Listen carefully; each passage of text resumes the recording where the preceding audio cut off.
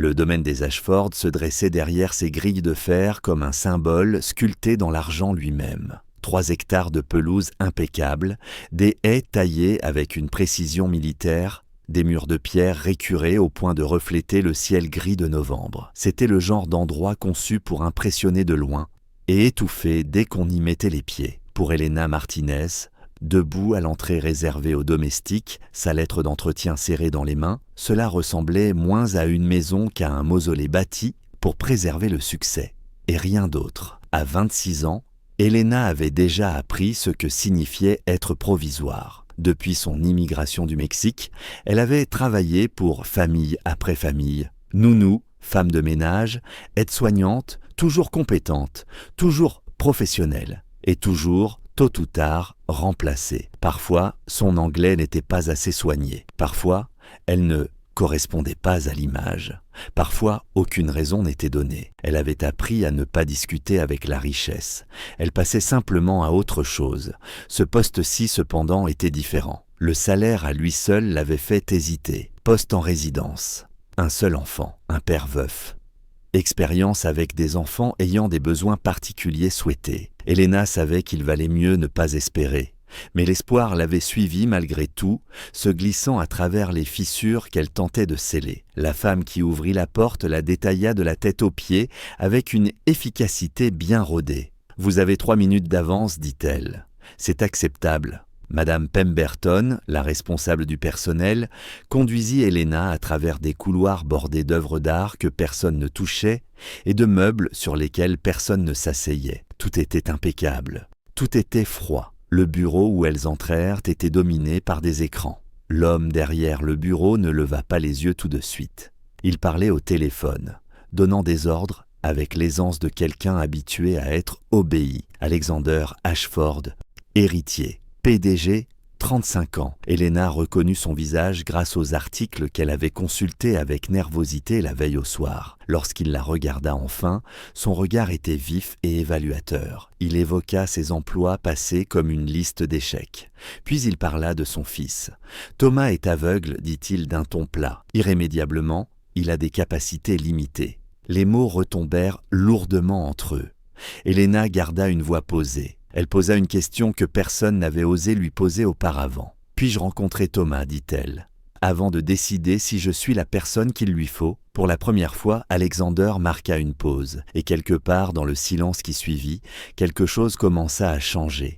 Madame Pemberton conduisit Elena en haut du grand escalier, ses talons claquant sèchement sur le marbre qui n'avait jamais connu les pas précipités d'un enfant. Elles s'arrêtèrent devant une grande porte munie d'une petite plaque en bois sur laquelle on lisait « Chambre de Thomas ». La gouvernante baissa la voix. Elle avertit Elena que le garçon était difficile, renfermé, peu réactif. « Ne le prenez pas personnellement, dit-elle. Il est comme ça, avec tout le monde. » Elena hocha la tête, mais ses instincts s'éveillaient déjà. Elle frappa doucement et entra sans attendre la permission.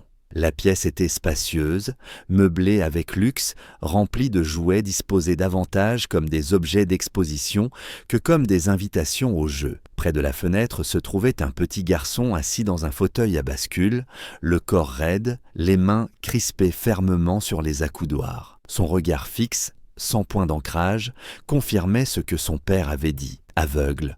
Pourtant, rien en lui n'avait de passif. La tension de sa posture racontait une autre histoire. Elena traversa la pièce lentement, veillant à ce que ses pas soient audibles. Elle s'agenouilla près de lui, assez proche pour être perçue, mais sans l'envahir. « Thomas, dit-elle doucement, je m'appelle Elena. Je suis venue te rencontrer. » Il n'y sut pas de réponse, mais ses doigts se resserrèrent, puis se relâchèrent légèrement. Au lieu de lui demander de parler, Elena commença à se décrire. Son âge, ses cheveux, la couleur de sa robe, l'odeur de lotion à la vanille qu'elle portait. Elle lui expliqua où elle se trouvait par rapport à lui, lui offrant une carte faite de mots, puis elle fit quelque chose que personne n'avait encore fait. Elle admit sa propre peur. Elle lui dit qu'elle avait peur de ne pas être à la hauteur, peur d'échouer avec lui, mais qu'elle était prête à essayer s'il acceptait de lui en laisser la chance. C'est alors que Thomas parla. « Tu parles trop, dit-il brusquement. Tout le monde parle trop.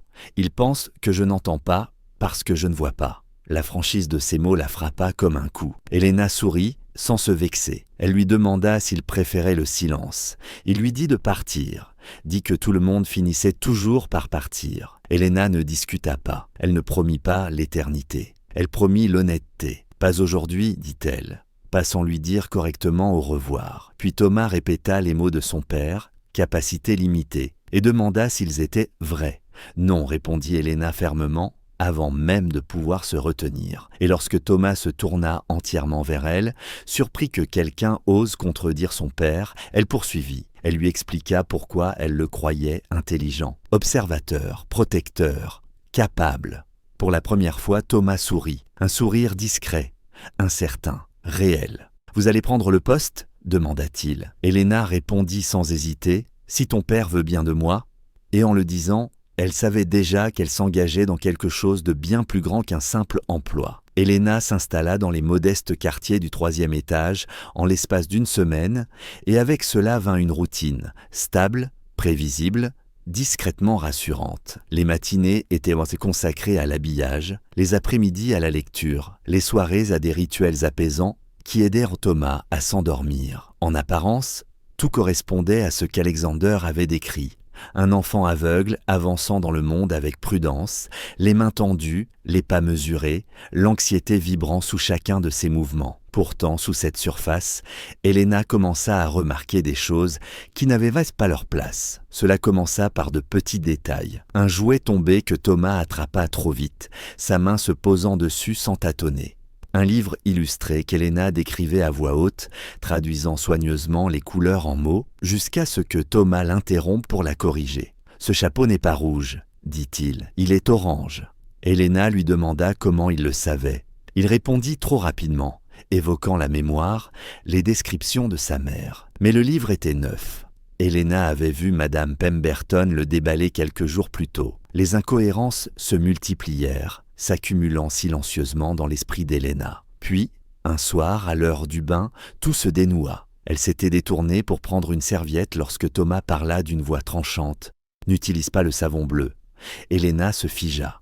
Tous les savons étaient identiques, scellés, rangés ensemble. Aucune odeur ne permettait de les distinguer. Elle lui demanda doucement comment il le savait. Il paniqua, donna des explications qui ne tenaient pas, son corps se repliant sur lui-même comme s'il se préparait à être puni. Helena s'assit près de la baignoire, la voix calme mais ferme. Elle demanda la vérité. Thomas craqua, pas dans la défiance, mais dans la terreur. Il lui dit qu'il n'était pas censé dire quoi que ce soit, que tout le monde disait qu'il était aveugle, les médecins, son père, tout le monde. Alors il devait être aveugle, il se l'était promis, peut-être à sa mère, il n'en était plus sûr. Helena lui demanda de fermer les yeux, de les garder fermés. Elle leva des doigts et lui dit de répondre quand elle dirait « maintenant ».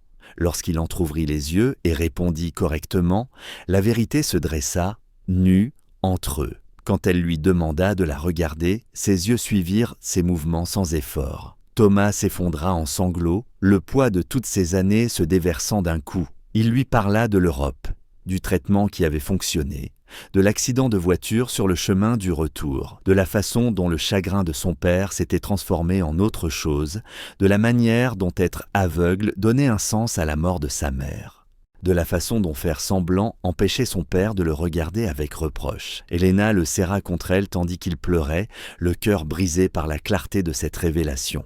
Un enfant avait sacrifié sa vérité pour protéger la douleur d'un adulte. Et désormais, elle le savait, la vérité ne pouvait plus rester cachée. Ce soir-là, après que Thomas eut été séché, habillé et bordé dans son lit, Helena se tenait devant le bureau d'Alexander Ashford, le cœur battant si fort que ses mains en tremblaient. La porte était entr'ouverte. À l'intérieur, Alexander était assis, entouré d'écrans lumineux. Son visage baignait dans une lumière bleue et blanche, tandis qu'il parlait sèchement dans un casque, absorbé par des chiffres et des décisions qui faisaient bouger les marchés, mais évitaient la vie. Helena frappa. Il ne leva pas les yeux. « Pas maintenant », dit-il d'un ton plat. « Quoi que ce soit, ça peut attendre demain matin. »« Non, monsieur », répondit Helena, la voix ferme malgré la peur qui lui serrait la poitrine. « Ça ne peut pas. » Quelque chose dans son ton trancha à travers son irritation. Alexander mit fin à l'appel brusquement et se tourna vers elle, l'agacement traversant son visage. « Il faut que ce soit important. C'est à propos de Thomas, dit Helena, de sa cécité. L'expression d'Alexander se durcit. Son état est parfaitement documenté. Plusieurs spécialistes, il voit, l'interrompit Helena doucement. Les mots tombèrent comme une gifle. Alexander eut un rire bref, sec, sans humour. « C'est absurde, vous vous trompez. »« Non, dit Helena. » Elle n'éleva pas la voix. Elle n'accusa pas. Elle exposa simplement ce qu'elle avait observé, les couleurs que Thomas corrigeait, les objets qu'il attrapait sans tâtonner, le savon qu'il identifiait avant même de le toucher. Puis elle lui parla du bain, des doigts, de l'instant où Thomas avait ouvert des yeux pourtant censés ne pas voir et s'était effondré en sanglots. Alexander se leva lentement, comme si son corps résistait à la vérité. « Vous êtes en train de dire que mon fils m'a menti pendant des années ?»« Non, répondit Helena avec douceur. Je dis que votre fils vous a protégé. » Elle lui raconta tout ce que Thomas lui avait confié. L'Europe, le traitement qui avait fonctionné, l'accident, la manière dont Thomas croyait que, s'il pouvait voir, alors sa mère serait morte pour rien, la façon dont feindre la cécité rendait le chagrin de son père plus supportable. Le visage d'Alexander se vida de toute couleur. Il retomba dans son fauteuil, une main couvrant sa bouche. « Les médecins ont dit, murmura-t-il, ils ont dit que le traitement avait échoué. Ils ont dit ce qui correspondait à l'histoire que vous étiez prêt à entendre, répondit Helena. Et Thomas a appris que cette histoire était plus sûre que la vérité. Le silence envahit la pièce, lourd et implacable. Finalement, Alexander parla, la voix brisée. J'avais besoin que ça ait un sens, sa mort. J'avais besoin qu'elle ait une raison. Et votre fils en a payé le prix, dit Helena doucement. Il a 5 ans. Il porte votre chagrin au lieu de vivre son enfance. Alexander ferma les yeux. Pour la première fois depuis qu'Helena l'avait rencontré, il n'y avait plus d'autorité dans sa posture, rien que la dévastation. « Que fait-on maintenant » demanda-t-il, à peine audible. Helena soutint son regard. « Maintenant, dit-elle, vous choisissez votre fils plutôt que votre douleur. » Alexander ne dormit pas cette nuit-là. Il resta assis dans l'obscurité, longtemps après que la maison fut retombée dans le silence, rejouant chaque souvenir partagé avec son fils, chaque moment qu'il avait accepté, sans jamais le remettre en question. Les paroles des médecins, les rapports, la manière dont Thomas se déplaçait dans la maison, prudent et effacé. Il comprit avec une clarté écœurante à quel point l'histoire de la cécité avait été commode. Elle donnait une forme à son chagrin. Elle donnait un sens à la mort de sa femme, et elle lui permettait de garder ses distances sans appeler cela de l'abandon. Le lendemain matin, il demanda à Helena d'amener Thomas dans le salon. Thomas arriva tendu, les épaules voûtées comme s'il s'attendait à une punition.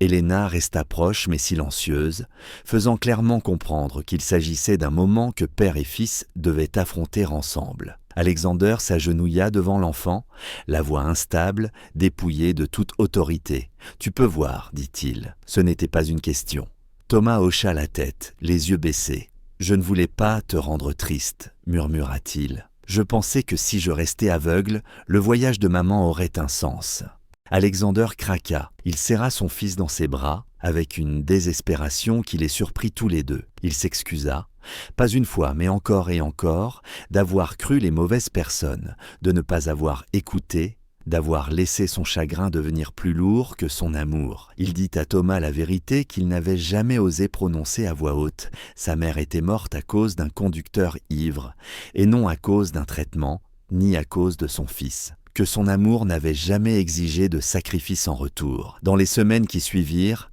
tout changea lentement, douloureusement, honnêtement. De nouveaux médecins confirmèrent ce qu'Helena savait déjà. Thomas commença à apprendre à vivre sans faire semblant, à faire confiance à sa vue, à courir sans peur, à exister sans porter le poids des émotions d'adulte. Alexander réduisit ses heures de travail, puis réorganisa entièrement ses priorités. Les écrans s'éteignirent pendant les repas. Les portes restèrent ouvertes. Helena resta, non pas comme une sauveuse, mais comme une présence constante. Elle ne remplaça jamais la mère de Thomas. Elle n'essaya jamais de le faire. Elle donna simplement à un enfant la permission d'être entier et à un père le courage d'affronter son deuil. La maison, autrefois silencieuse et figée, recommença à résonner de vie. Des pas, des rires, des questions posées et des réponses données avec honnêteté. Et au final, ce ne furent ni la richesse ni le pouvoir qui sauvèrent une famille brisée. Ce fut la vérité, dite avec douceur par quelqu'un que le monde leur avait appris à ignorer.